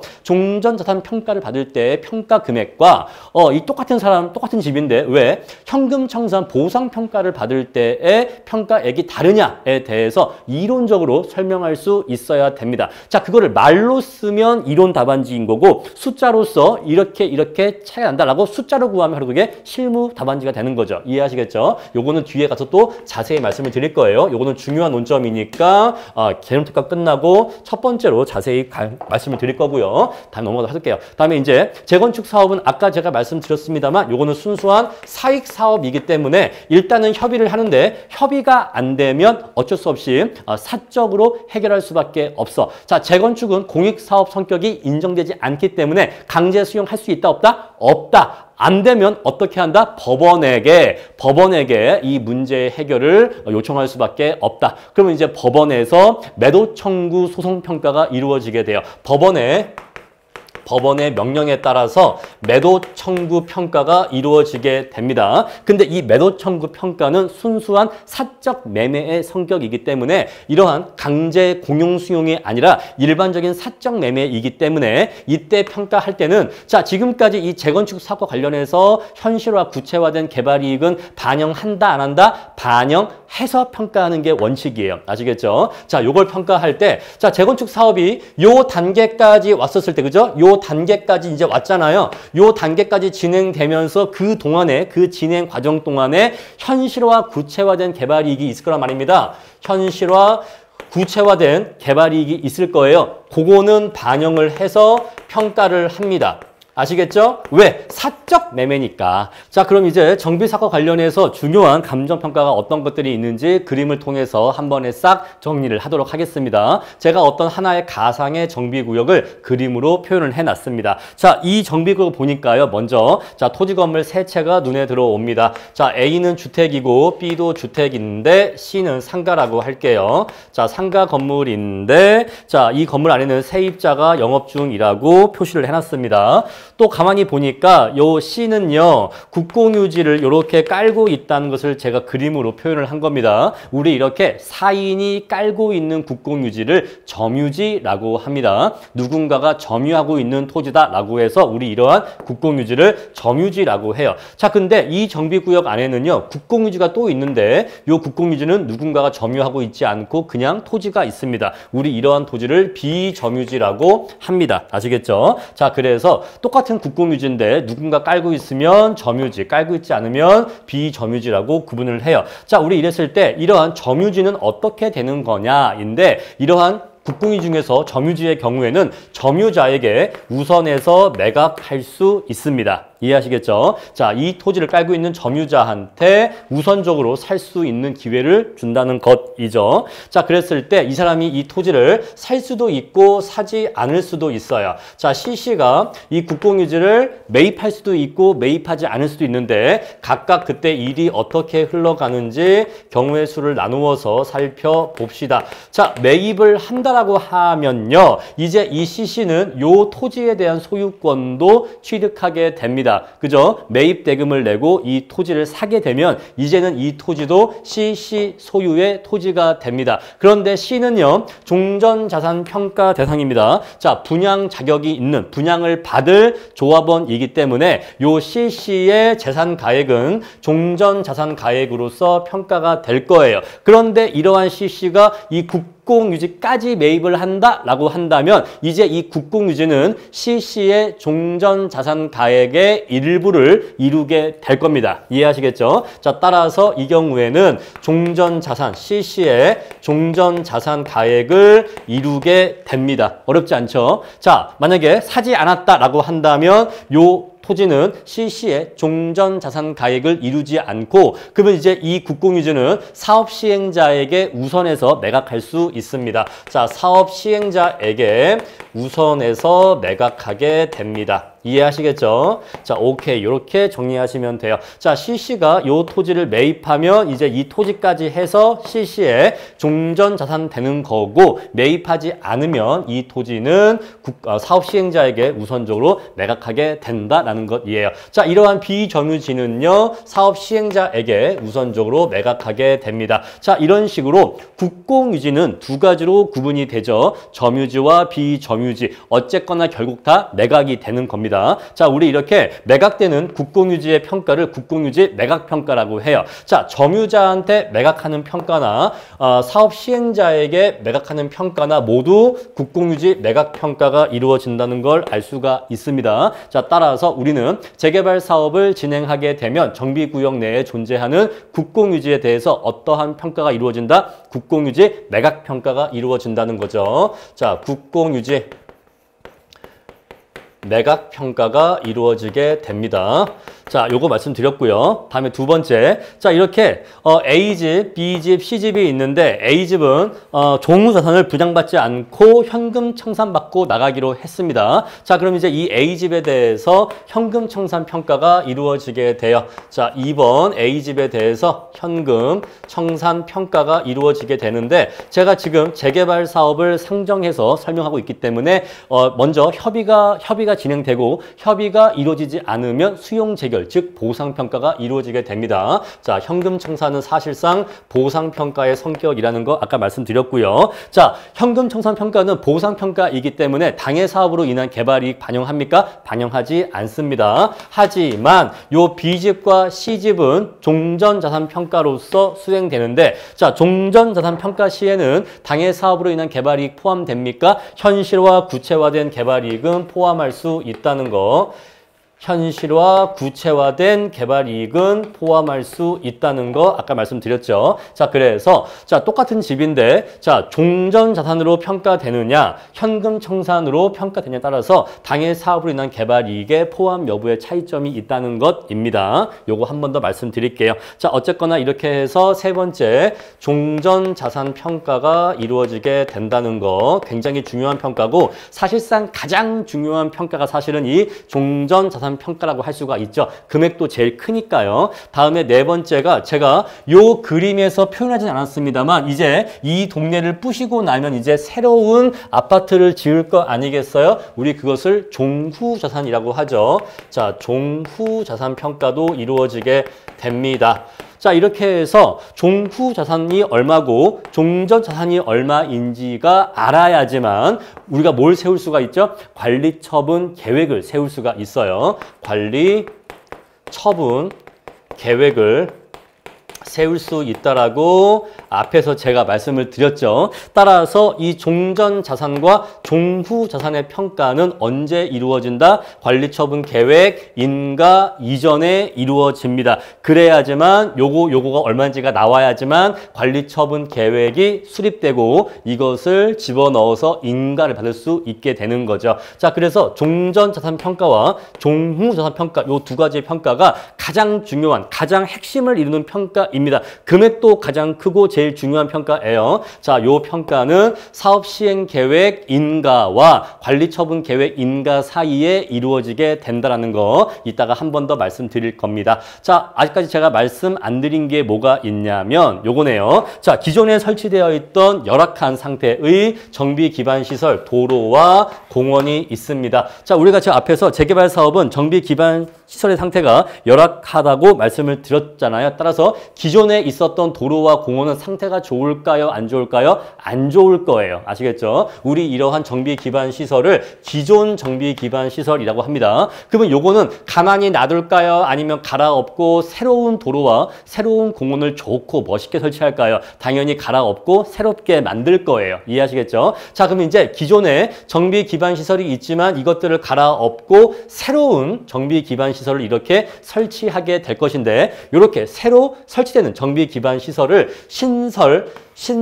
정비 기반 시설이라고 합니다. 자, 우리가 재개발 사업을 진행하려면 자, 갈아엎어서 없애버리는 기존 정비 기반 시설도 평가를 해야 되고 새롭게 설치하는 정비 기반 시설도 평가를 해야 돼요. 우리 이것을 정비 기반 시설 감정 평가라고도 하고 무상 양도 무상 귀속 감정 평가라고도 합니다. 자, 요 내용이 조금 여러분들께 설명드릴 게 많아서 요거는 뒤에서 조금 더 자세하게 말씀을 드릴 거예요. 아시겠죠? 요거는 조금 더 자세하게 보충 설명 드릴 겁니다. 처음에 수험생분들이 이 도정법 관련 평가를 공부하실 때 이 정비 기반 시설 평가를 좀 처음에 이해하기가 어려워하는데 요거는 제가 좀 자세하게 말씀을 드릴게요. 자, 다섯 번째 지금 뭐가 나온 거죠? 정비 기반 시설 평가가 있다는 거 말씀을 드렸고 자, 그 다음에 뭐 중요하지는 않습니다만 여기에 살고 있던 세입자가 영업을 하고 있으면 장사하고 있었으면 이 세입자에 대한 영업 손실 보상이 평가가 이루어지게 돼요. 따라서 여기에 세입자에 대한 영업 손실 보상 평가도 이루어지게 된다. 자, 이 중에서 시험에 가장 잘 나올 수 있는 것은 당연히 이 3번 종전 자산 평가가 일단 이게 제일 중요합니다. 요게 제일 중요해요. 왜? 물어볼 논점이 제일 많고 이 도정법 관련 감정평가에서 가장 중요한 평가 내용이 됩니다. 자, 그 다음에 두 번째로 물어보기에 좋은 게 뭐냐면 바로 이 정비 기반 시설과 국공유지 매각평가예요. 요 둘은 뭐가 더 뭐 높다 낮다 말할 수가 없게 그냥 딱 동등한 정도로 대비하시면 되겠어요. 요 두 가지가 공동 2등이다 라고 말씀드릴 수 있겠습니다. 요거와 요거가 공동 2등이다. 자, 실제로 기출된 빈도를 봐도 얘와 얘가 거의 비슷한 논점으로 비슷한 비중으로 출제가 되었다라고 말씀드릴 수 있어요. 선생님, 요 2번이나 2번, 4번, 6번은 별로 중요하지 않나요? 우리 실무시험에서는 먼저 요 2번의 경우에는 보상평가잖아요. 자, 보상평가를 묻고 싶으면 굳이 도정법 논점을 물어볼 필요가 없습니다. 자, 따라서 자, 실무가 있고 이론이 있는데 자, 실무 시험에서 보상평가 어떻게 하느냐? 요 A집의 보상평가 어떻게 하느냐를 묻고 싶으면 굳이 이 도정법이라는 형태로 낼 필요가 없이 그냥 보상평가를 물어보면 돼. 이해하시겠죠? 요거는 그냥 보상평가 내용이기 때문에 굳이 이러한 도정법 문제를 구성할 필요가 없단 말이에요. 물론 도정법 문제를 구성하면서 그중에 하나의 항목으로 A씨에 대한 현금 청산 가액을 구하라 라고 하면은 저 A씨 집에 대해서는 보상평가를 하도록 요구할 수는 있겠죠. 하지만 이거를 주된 논점으로 물어볼 이유가 없다는 거야. 왜? 보상평가를 주된 논점으로 물어볼 거면 그냥 보상평가 문제를 내면 되는 겁니다. 따라서 요거는 절대로 주된 논점으로 나올 수는 없고 하나의 항목 정도로 부수적인 물음으로 물어볼 수가 있어서 논점 자체가 중요하지는 않고 게다가 요 내용은 제가 뭐라고 했어요? 보상평가 내용이기 때문에 지금 우리가 공부하는 도정법적인 내용이 상관이 없단 말입니다. 그냥 여러분들이 기본 강의 2에서 공부하신 그 보상평가 내용대로 평가하시면 되는 거예요. 아시겠죠? 따라서 실무에서는 중요하지가 않은데 근데 이게 이론에선 중요합니다. 이론에선 중요해요. 별 3개라고 표현할 수가 있겠어. 왜 그러냐면 바로 요거 보상평가와 종전자산평가의 비교 문제가 나올 수 있기 때문이죠. 내기에 아주 좋기 때문입니다. 자, 그래서 요 사람이 요 A씨가 두 가지 갈림길이 있잖아요. 요 A씨가 조합원이 되는 방법이 있고 그 다음에 현금 청산 대상자가 되는 방법이 있는데 그랬을 때 요 A씨의 재산에 대해서 조합원으로서 종전자산 가액을 평가할 때와 현금 청산 대상자로서 보상액을 평가할 때 평가액이 다르게 나올 겁니다. 다르게 나오는 게 원칙적인 거예요. 왜? 다르게 평가하니까. 그래서 왜 달라지느냐에 대해서 이론적으로 물어보는 게 굉장히 좋아요. 물론 이 물음은 실무로도 나올 수는 있지만 가능성적으로 봤었을 때 실무보다는 이론이 조금 더 가능성이 높다라고 말씀드릴 수가 있겠어요. 따라서 이 2번 논점은 실무라는 과목 자체에서는 중요하지가 않고 상대적으로 이론에서 좀 더 중요한 논점이 되겠다. 자, 반대로 이론에서는요. 국공유지 매각, 정비 기반 시설 평가 이런 것들은 별로 그렇게 중요한 논점이라고 얘기할 수가 없어요. 아시겠죠? 자, 반대로 요 논점들은 실무에서 물어보기가 좋고 이론에서는 물어보기가 어렵다라는 것입니다. 자, 이론에서는요. 또 어떤 논점이 중요할 수가 있냐면 이 현금 청산 관련해서 이 비교 문제가 참 나오기 좋은데 그러니까 이론 시험은 그냥 A라는 논점을 단독적으로 묻기보다는 A와 B의 양자의 비교를 묻는 걸 잘 물어볼 수가 있어요. 그래서 예를 들어서 재개발에서의 그 현금 청산과 재건축에서의 현금 청산을 비교하라 이런 문제가 나올 수가 있어서 이거는 재개발 그리고 재건축의 비교 문제로도 나올 수가 있다. 왜냐하면 얘는 현금 청산이고 얘는 매도 청구니까 양자의 비교 등등을 물어볼 수가 있다라고 말씀드릴게요. 자, 그 다음에 종후 자산은요. 제가 말씀드렸습니다만 금액도 크고 물론 중요하기는 해. 현업에서는 중요하지만 종후 자산은 기본적으로 아파트에 대한 평가야. 따라서 말씀드렸지만 아파트에 대한 평가는 어려운 게 없기 때문에 요거에 대해서는 우리 시험에서 물어보기에는 제한적일 수밖에 없다라고 말씀드리는 겁니다. 요거는 난이도가 낮기 때문에 나온다고 해도 쉬운 내용이고 특별히 어려운 논점이 없다. 그 말씀을 드리고 요것도 마찬가지로 보상평가의 내용이기 때문에 우리가 기본 강의 2에서 공부한 영업보상 내용으로 공부하시면 되는 거예요. 아시겠죠? 자, 그래서 기본적으로 이 정도 내용이 우리가 정비사업 관련해서 가장 중요한 평가들에 대한 내용입니다. 자, 이론 시험에서는 요 2번과 3번, 여기 2번과 3번 내용 위주로 이론 시험을 대비하시면 되는 거예요. 아시겠죠? 이론 시험에서는 요 2번과 3번이 출제될 가능성이 매우 높다라는 거, 이런 거 말씀 드릴게요. 자, 그런 다음에 이제 잠깐 지운 다음에 아까 제가 말씀드렸던 이 정비 기반 시설에 대한 평가를 조금 더 보충 설명드리겠습니다. 자, 그럼 이제 정비 기반 시설에 대해서 조금 더 자세하게 말씀을 드리면 정비 기반 시설이랑 도로, 상하수도, 국어, 공원, 공영주차장, 공동구, 그 밖에 주민의 생활에 필요한 열, 가스 등의 공급시설 등등을 말하는데 자, 쉽게 얘기하면 어떤 마을이 있어요. 자, 이 마을에 사는 사람들이 정상적인 생활을 유지하기 위해서 다 같이 공동으로 이용하는 시설이 있겠죠. 자, 그냥 그것을 정비 기반 시설이라고 간단하게 정리하시면 됩니다. 아시겠죠? 자, 자, 정비 기반 시설은 그런 것이다 라고 이해하시면 되고, 대표적으로는 도로 있다는 거 암기해 주세요. 도로가 제일 중요합니다. 그 다음에 중요한 게 공원이에요. 아시겠죠? 자, 도로 1등 제일 중요하고 제일 많이 나오고 2등이 공원입니다. 다음에 3번이 공용주차장까지라고 이렇게 기억을 해 주시면 돼요. 자, 지금까지 우리 시험에서는 도로, 공원, 공용주차장까지 언급이 됐습니다. 따라서 그 외의 것들은 사실 그게 뭐냐가 중요한 게 아니라 그냥 그게 정비 기반 시설이다라는 게 중요한 거지, 그 세부 항목이 뭐 어떤 거냐가 크게 중요한 건 아닌데, 현실적으로도 도로와 공원이 제일 중요한 요소이기 때문에 도로와 공원 위주로 말씀을 드릴게요. 아시겠죠? 자, 정리할게요. 자, 정비 기반 시설은 어떤 마을 사람들이 생활하기 위해서 다 같이 공동으로 이용하는 시설을 정비 기반 시설이라고 하는데, 대표적으로는 도로, 공원, 공용 주차장 등등이 있다라고 정리하고 넘어가겠습니다. 자, 우리 그랬을 때 어떤 정비구역 안에 국가나 지자체가 갖고 있는 재산을 총망라하면 이 두 가지로 정리할 수가 있어요. 첫 번째는 정비 기반 시설이 있고, 두 번째는 정비 기반 시설이 아닌 국공유지가 있습니다. 그렇죠? 자, 우리 그랬을 때 정비 기반 시설은 기존에 설치되어 있었던 정비 기반 시설이 있고, 다음에 새롭게 설치되는 신설되는 정비 기반 시설이 있습니다. 자, 이것과 이것은 모두 각각 평가가 이루어져요.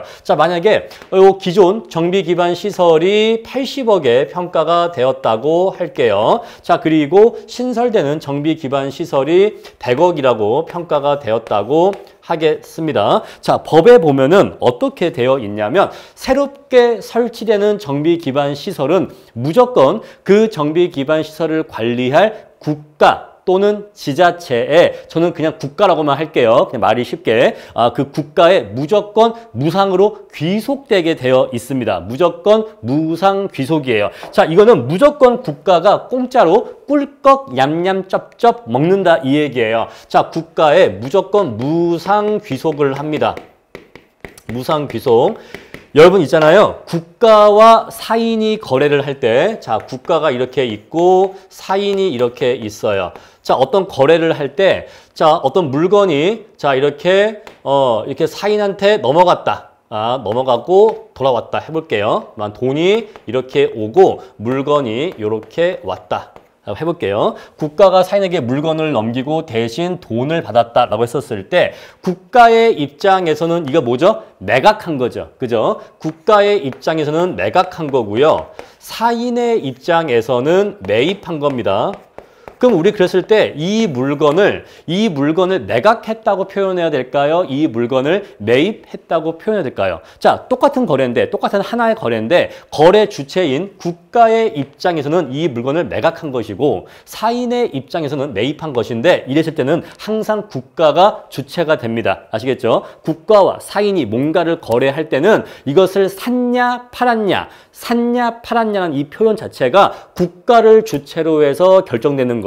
아시겠죠? 자, 그래서 국가의 입장에서는 이 물건을 판 거니까 요거는 매각이 되는 겁니다. 아시겠죠? 자, 따라서 보세요. 새롭게 설치되는, 신설되는 정비 기반 시설, 새로운 도로, 새로운 공원, 이런 것들은 설치가 되면 국가가 무조건 가져가는데, 우리 이것을 국가의 입장에서는 공짜로 받는 거잖아요. 이것을 귀속이라고 해요. 내 거가 된다 이 얘기죠. 그래서 이것을 무상 귀속이라고 합니다. 자, 그런데 사업 시행자는요, 힘들게 사업해서 100억이나 들여서 새로운 도로, 새로운 공원을 설치했는데, 이걸 그냥 국가가 공짜로 꿀꺽 가져가면 열이 받을까요? 안 받을까요? 열이 받잖아요. 내가 힘들게 돈 들여서 만든 새로운 정비 기반 시설을 그냥 국가가 그냥 공짜로 그냥 가져가 버리네? 열받는단 말입니다. 그래서 국가가 알았어.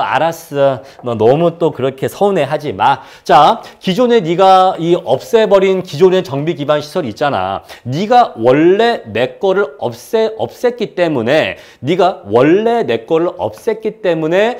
새로 만든 걸 내가 가져간 건데, 자, 네가 너무 억울할 테니, 내가 이걸 그냥 가져가기만 너무 억울할 테니 어떻게 할까 하면, 네가 요 기존 정비 기반 시설은 네가 새로 설치하는 정비 기반 시설의 그 설치 비용의 범위 내에서, 그 범위 내에서는 요 기존의 정비 기반 시설을 무상으로 줄게, 무상으로 너한테 팔게. 우리 이걸 무상양도라고 해. 무상양도.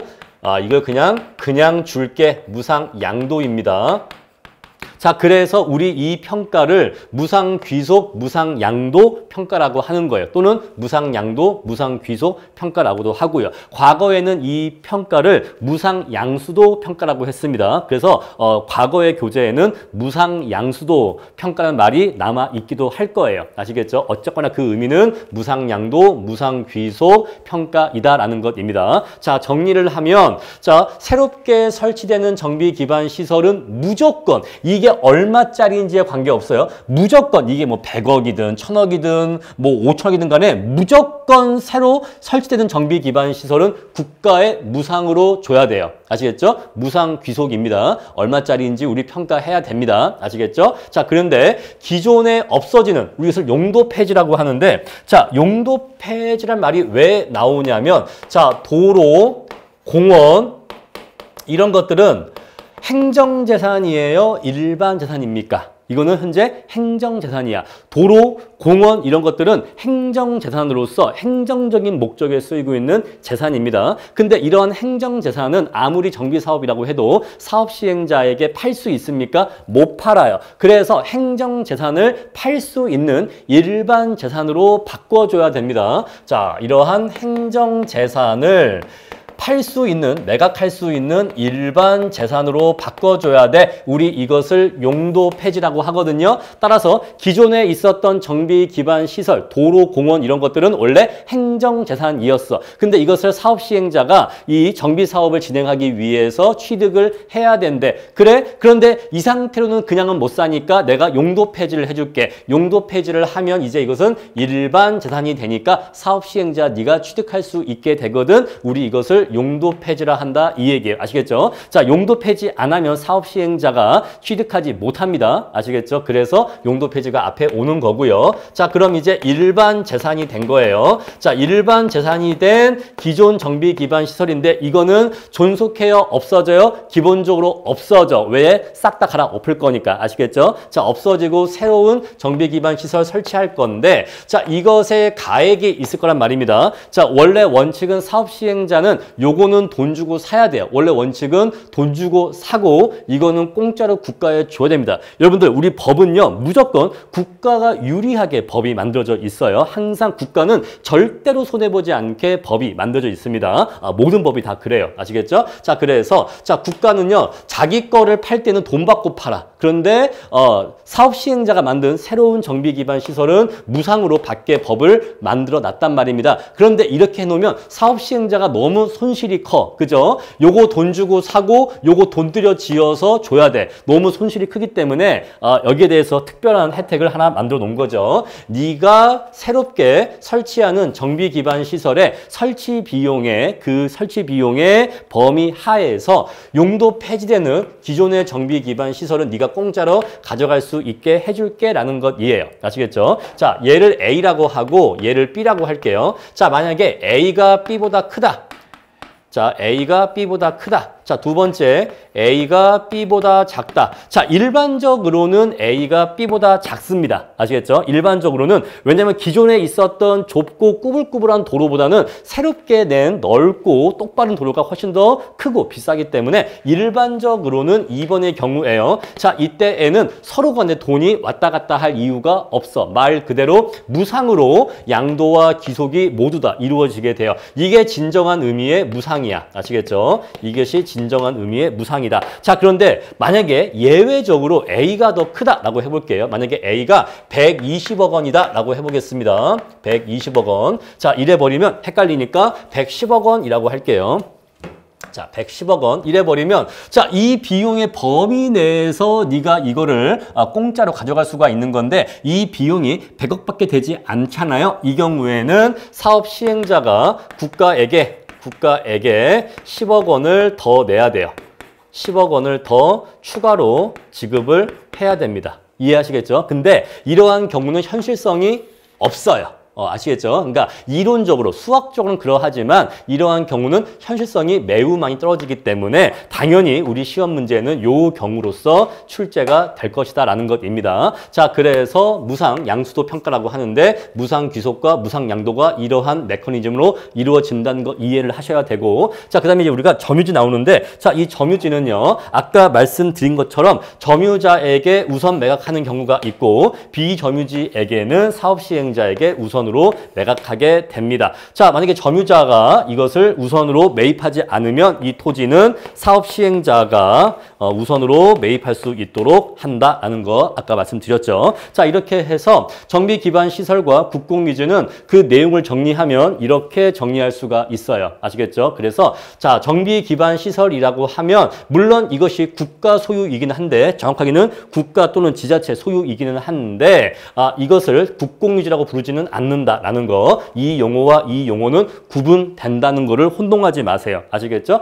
수험생들이 처음 공부하실 때 근데 국공유지 매각평가에서 근데 이 정비 기반 시설 도로 공원 이것도 사실은 국공유지 아닌가? 이렇게 이 용어와 이 용어가 섞여버리면 이 내용이 섞여버리면서 이해가 안 되게 되는데 이 용어와 이 용어는 구분된다. 이렇게 이해하시면 돼요. 자, 벤 다이어그램으로 표현을 하면은 자, 전체 국공유 재산이 이렇게 있었을 때 이렇게 나누어서 자, 정비 기반 시설은 이렇게 A 집합을 이루고 자, 국공유 재산은 이렇게 B 집합을 이룬다. 이렇게 벤 다이어그램으로 이해하시면 좋겠습니다. 아시겠죠? 자, 이제 이렇게 해서 무상 양도, 무상 귀속 평가가 무엇인지 다 말씀을 드렸어요. 자, 그럼 이제 지금까지 제가 여기에서 말씀드린 내용을 총 정리를 해서 그림으로 정리를 하면 이렇게 정리를 할 수가 있죠. 자, 공원은 일단 없앴습니다. 도로만 남겨놨고요. 자, 기존에 설치되어 있었던 기존 도로가 있는데 이게 얼마짜리인지 평가를 해야 됩니다. 그리고 새롭게 설치되는 도로가 있죠. 신설되는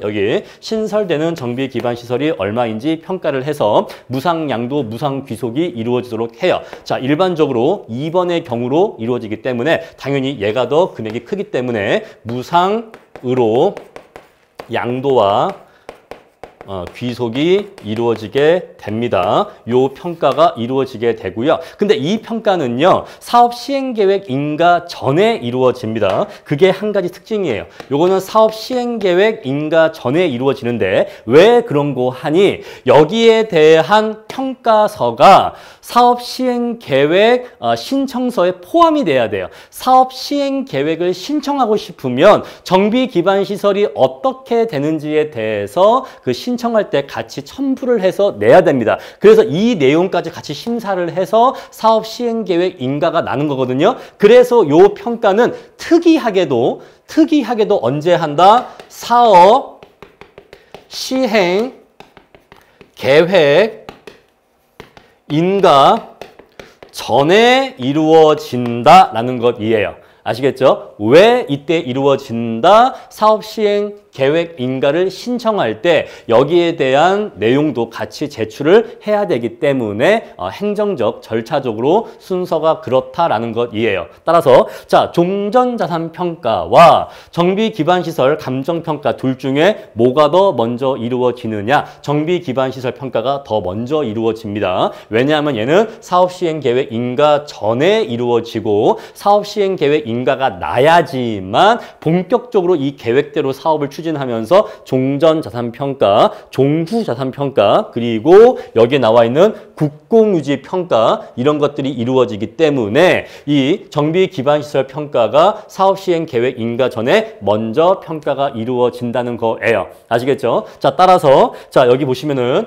여기 정비기반시설의 평가는 사업시행계획 인가 전에 이루어지는데 여기에 있는 이 국공유지 매각평가는 언제 이루어진다? 사업시행계획 인가 후에 이루어진다는 차이점이 있는 거예요. 아시겠죠? 왜 얘를 전에 하는지 충분히 말씀을 드렸습니다. 자, 그럼 이제 제가 하나하나 절차에 대해서 다 말씀을 드렸고, 그럼 이제 지금까지 제가 말씀드린 내용을 총 정리해서 자, 재개발 사업이 어떠한 흐름에 의해서 진행되는지 그 전체 과정을 한번 쫙 정리를 하고자 합니다. 자, 여러분들 교재 153페이지 피시면요. 자, 정비사업의 절차가 한 페이지에 쫙 정리가 돼 있죠. 이 페이지와 같이 보시면 도움이 될 겁니다. 자, 재개발 내용 위주로 말씀을 드릴게요. 자, 맨 처음에 뭐가 이루어진다고 했죠? 정비계획이 수립되고 이 계획에 따라서 정비구역이 지정됩니다. 자, 정비구역이 지정되면 이제 이 동네는 정비사업이 시행되어야 되니까 아무것도 하지 말고 가만히 있어라고 하는 행위 제한이 발생한다라고 말씀을 드렸어요. 그렇죠?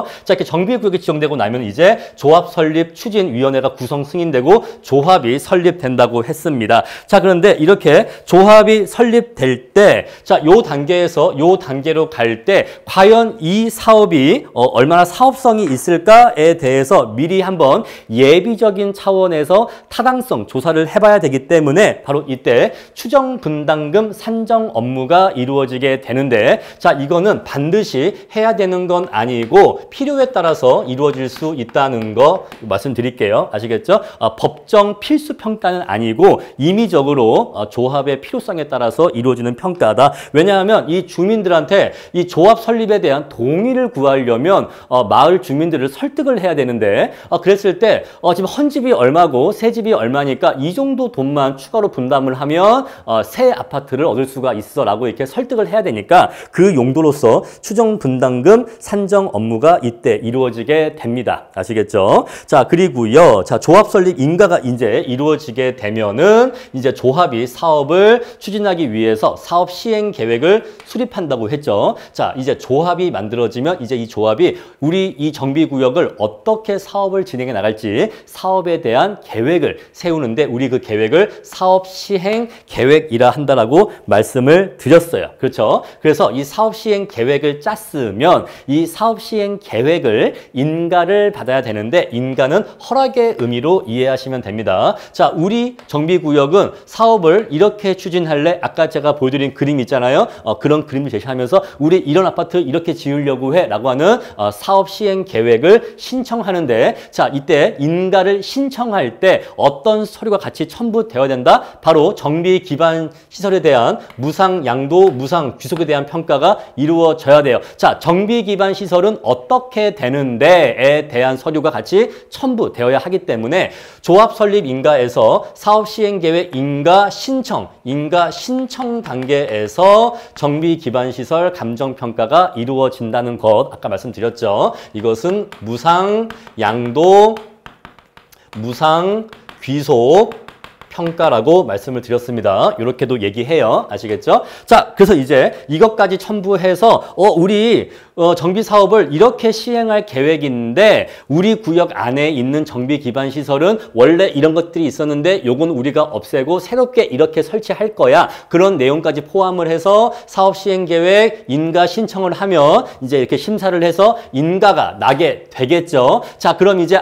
오케이, 좋다. 니네 계획 좋으니까 이 계획대로 한번 잘 추진해 봐 라고 이제 인가가 납니다. 자, 그럼 이제 인가가 나면 그 계획대로 사업을 추진해야 되니까 이제 본격적인 평가가 이루어져요. 자, 우리 감정평가사에게는 사업 시행 계획 인가가 난 이후에 아까 제가 설명드렸던 그 주된 대부분의 평가가 이때 이루어집니다. 자, 첫 번째 어떤 평가가 이루어지냐면 가장 중요한 평가라고 제가 말씀드렸던 종전 자산의 평가가 이때 이루어지고요. 헌집은 얼마야? 다음에 종후 자산의 평가가 이루어집니다. 새 집은 얼마야? 근데 여기에서 얘기하는 종후 자산은 조합원 분양가라고 했죠. 요거 잊으시면 안 돼요. 조합원 분양가입니다. 자, 그래서 조합원이 갖고 있는 종전 자산은 얼마고 조합원이 갖고 있는 조합원이 분양받을 새 집은 얼마니까 양자 사이의 차익을 구하면 추가 분담금을 구할 수가 있겠죠. 그래서 헌집은 얼마고 새 집은 얼마니까 양자 사이의 추가 분담금은 얼마고 이러한 내용으로 해서 헌집과 새 집을 바꿀게, 헌집과 새 집을 교환할게, 우리 이렇게 사업 시행할래, 우리 이것을 관리처분 계획이라고 했죠. 이렇게 해서 요것과 요것의 평가가 이루어지면 그것을 토대로 해서 관리처분 계획이 수립될 수가 있는 겁니다. 이해하시겠죠? 자, 관리처분 계획은 기본적으로 헌집 얼마고 새 집 얼마니까 분담금 얼마 더 지불하는 걸로 해서 이렇게 헌집과 새 집을 교환할게, 바로 이게 관리처분 계획이다. 이렇게 이해하시면 돼요. 자, 그런 다음에 우리 정비구역 안에 있었던 국공유 재산도 평가를 해야겠죠. 만약에 점유자가 매입을 하게 되면 자, 이 국공유 재산도 종전자산 평가 내용에 포함될 수도 있는 겁니다. 이해하시죠? 자, 그리고 거기에서 장사를 하고 있었던 세입자들에게 영업 손실도 보상해 줘야 되고, 그다음에 이거 중요한 건 아닌데 소유자 확인이 곤란한 부동산들이 있어요. 자, 누가 소유주인지를 확실히 알 수가 없다. 이것을 소유주 확인 곤란 부동산이라고 하는데, 자, 이것은 평가를 해서 조합 전체의 공유 재산으로 합니다. 아시겠죠? 근데 이거는 뭐 중요한 내용은 아니에요. 뒤에 가서 한 번 더 가볍게 언급할 겁니다. 자, 중요한 내용은 아니고요. 자, 이렇게 해서 이러한 평가가 이루어지게 돼요. 따라서 대부분의 중요한 평가가 언제 이루어진다? 사업 시행 계획 인가가 나게 되면 대부분의 중요한 평가가 이루어지게 됩니다. 자, 그러면 이제 요 내용들을 토대로 해서 뭐가 세워진다? 관리처분 계획이 세워진다 했죠. 그럼 이제 관리처분 계획에 인가를 신청해야 돼. 자, 우리 이렇게 할게. 헌집 얼마, 새집 얼마, 분담금은 얼마 해서 관리처분을 이렇게 할게라고 인가를 신청하면 물론 이제 심사하겠지만 그래서 이제 인가가 나오게 돼요. 이해하시겠죠? 자, 물론 이 사이에 분양 신청 단계가 있는데 요거는 아까 제가 말씀드렸던 조합원에 대한 분양 신청을 얘기하는 겁니다. 자, 재개발 사업에서 조합원 중에서는 새 집을 분양받을 조합원이 있고 그 사람들이 갖고 있는 재산은 종전자산 평가가 이루어지고 새 집을 분양받지 않을 거면 돈 받고 나가야 되니까 현금 청산 평가가 이루어진다고 했죠. 자, 따라서 관리처분 계획 인가가 나고 나면 이제 현금 청산 대상자들에 대해서 너는 새집 안 받기로 했지, 너는 새집 안 받는 걸로 최종 확정됐지, 그죠? 이건 확정이죠, 확정. 이제 확정됐지. 그러면 너는 이제 새 집을 받을 권리가 없으니까 너는 새 집을 안 받는 걸로 확정됐으니까 너는 그럼 이제 현금 청산받고 나가야 돼. 자, 너 얼마 주고 내보내면 적당할지 거기에 대해서 현금 청산 평가 이루어지게 됩니다. 이해하시겠죠? 자, 그래서 관리처분 계획 인가가 나고 나면 현금 청산 평가가 이루어지는데 아까 말씀드린 것처럼 재개발 사업의 경우에는 일단 협의를 하고 협의가 안 되면 수용 재결로 가는데 수용 재결은 곧 보상 평가를 의미한다 말씀드렸고요. 자, 그 다음에 재건축의 경우 역시 먼저 협의를 하는데 협의가 안 되면 매도 청구에 의하는데 매도 청구는 소송에 의하게 되고 이것은 사적 매매의 성격이다라는 거 말씀을 드렸습니다. 자, 그랬을 때 자, 또 개발 이익을 또 말씀드리면 이 재개발에서의 수용 재결은 보상 평가이기 때문에 이 보상 평가액에 당해 정비 사업으로 인한 개발 이익을 포함한다 안 한다? 포함하지 않는다. 자, 개발 이익이 있는데 요거는 포함하지 않는다. 왜? 보상평가니까 포함하지 않죠. 그런데 이 매도 청구는요, 사적 평가이기 때문에 당해 사업으로 인한 개발이익 포함한다. 포함하지 않는다, 포함한다. 바로 이게 중요한 차이점이고, 자, 포함을 할 때 어떠한 개발도 다 포함한다? 그렇지는 않고 당해 사업의 진행으로 인한 현실화, 구체화된 개발이익은 포함을 한다라는 거 이렇게 내용 정리하시면 돼요. 자, 이제 이렇게 해서 관리처분 계획 인가까지 나면 이제 현금 청산 대상자들에 대해서 현금 청산해주고 내보내면 되겠죠? 그럼 이제 다 정리됐으니까 이제는 사업을 본격적으로 진행하기 위해서 건물을 부십니다. 그러니까 건물 공사를 본격적으로 하기 위해서 사업의 진행 자체는 사업 시행 계획 인가가 나면 본격적으로 진행되는 거고 이제 공사를 본격적으로 진행하기 위해서 살던 사람들의 이주가 시작되고 건물을 철거하고 이제 건물을 짓는 거죠. 그런 다음에 이제 이 단계에서 일반 분양이 이루어집니다. 아까 제가 예시했던 사례에 의한다면 전체 400개의 집 중에서 250개는 조합원 분양이 되고 150개는 일반 분양된다고 했잖아요. 그래서 이 150개 일반 분양분에 대해서 이때 150개 일반 분양이 이때 이루어진다는 거. 그 다음에 이제 건물을 짓겠죠? 이제 건물을 다 지으면 준공이 될 것이고 그런 다음에 이제 조합원의 소유권이 헌집에서 새 아파트로 바뀌었다는 것을 이전 고시합니다.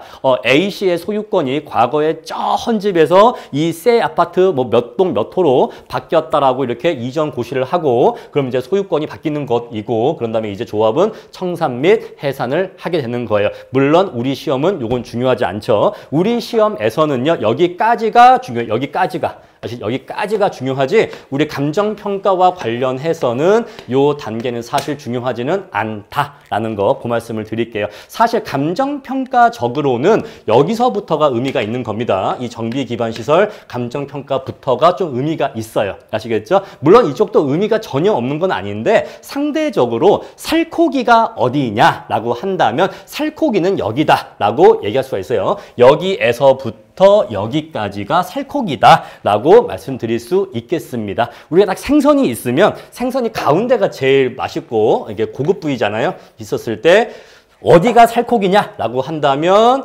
여기다라고 얘기할 수가 있다는 거죠. 바로 여기서부터 여기까지가 살코기다라고 얘기할 수가 있습니다. 갈치에서 제일 두껍고 가운데 있잖아요. 거기가 여기다라고 얘기할 수가 있습니다. 자, 우리 이렇게 해서 이 정비 사업이 어떠한 흐름에 의해서 진행되는지 그리고 각각의 단계에서 왜 그러한 평가가 이루어지고 그 평가의 의미가 뭔지에 대해서 개략적으로 살펴보았고요. 그런 다음에 이제 하나씩 진도를 나가면서 조금 더 세부적인 사항에 대해서 짚어드릴 겁니다. 일단은 여러분들이 이 전체적인 흐름을 한번 이해하신 다음에 이거에 대한 이해가 있는 상태에서 교과서 세부 내용을 보셔야 그래야지만 지식이 들어오는 거지 이 그림이 머릿속에 그려지지가 않는데 아무리 막 법조문 얘기하고 뭐 판례 얘기해봤자 이게 머리에 안 들어온다는 거죠. 그래서 일단 선행적으로 제가 기초 개념 특강으로 이 내용 말씀드린 거고요. 이제 다음 시간에 이어서 교과서 진도 나가도록 하겠습니다.